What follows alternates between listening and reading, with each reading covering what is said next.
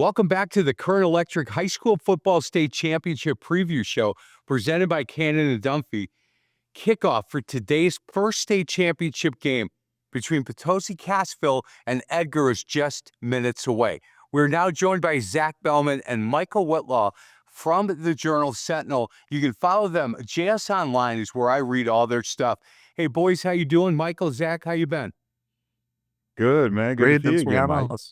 Hey, man, how fun is this? This is a time here, guys like us, we don't sleep a whole lot. We love this stuff.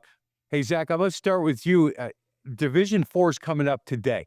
And just for people to know, you will join me on tomorrow's show as we break down Divisions 3, 2, and 1, and I appreciate that. Zach, let's talk about the St. Catherine's team and the matchup that they have. Defensively, they've had a great year, but they're playing against Baldwin-Woodville, who's averaging about 45 a game, so something's got to give, right?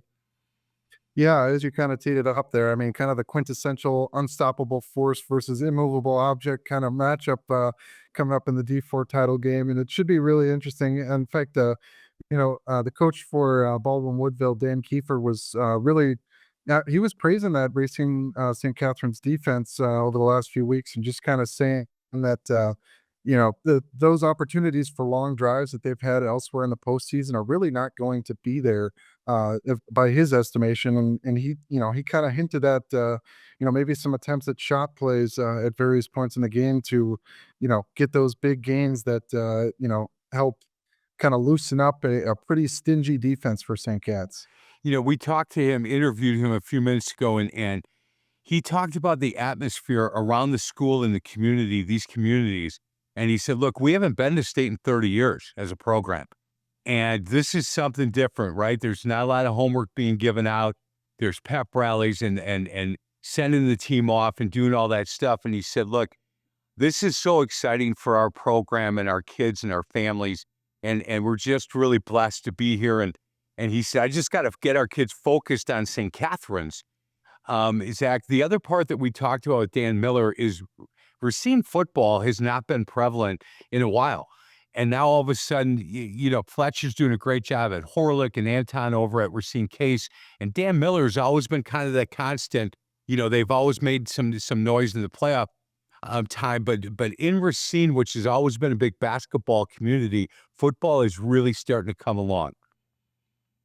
Yeah, absolutely. And, and to throw another cliche at you, he talked in his championship presser about, being battle tested. And, you can probably look at those last two matchups in level 3 and level 4, one of two ways. Either it was close calls that they narrowly survived, or, battle tests that really help you win that, those championship matchups. Hey, Michael, we'll just touch on, again, Division 3 and 2 and 1, because you guys will join me on tomorrow's show. But Division 3, Catholic Memorial, I've told people I think that Coach Young, he's got an angel sitting next to him on the bench. They have won a couple of games throughout this playoff run that if you did the same scenario 10 times, they'd lose 9. And they came out and they've got some wins, beat a good Wisconsin Lutheran team. Really happy for the Catholic Memorial group. Yeah, I mean, Bill, Mike, he is one of the best coaches in the history of this state, and he's always going to get the best out of his players.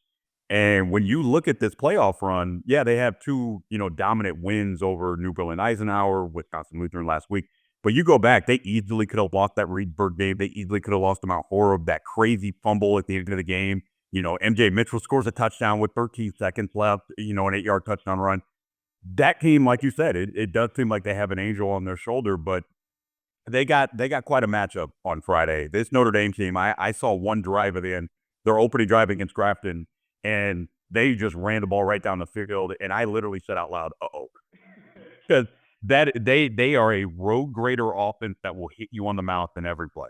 Yeah, they really do. Hey, Zach, Division 2 slinger has not been the state in a long time. Bill Jacklin, again, I think he's got an angel on his bench with him as well. Really happy for him in that slinger community. Yeah, and you mentioned it being a long drought, but there's some still pretty strong ties to that 98 championship team. Mike, I believe you covered it in your semifinal story about the ties to the former running back for Slinger? Yeah.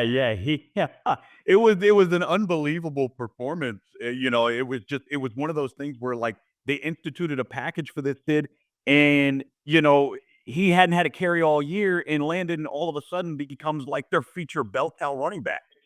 Down the stretch of that game. So yeah, Slinger, like you said, Mike, they definitely have an angel watching over them because they have been impressive in the clutch this year. 100%. Guys, thank you so much for your time.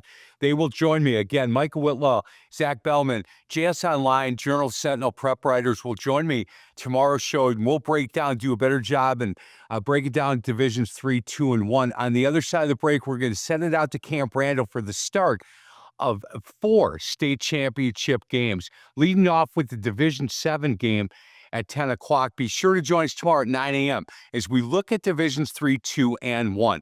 This is the Current Electric High School Football State Championship Preview Show presented by Cannon and Dunphy, only on My 24.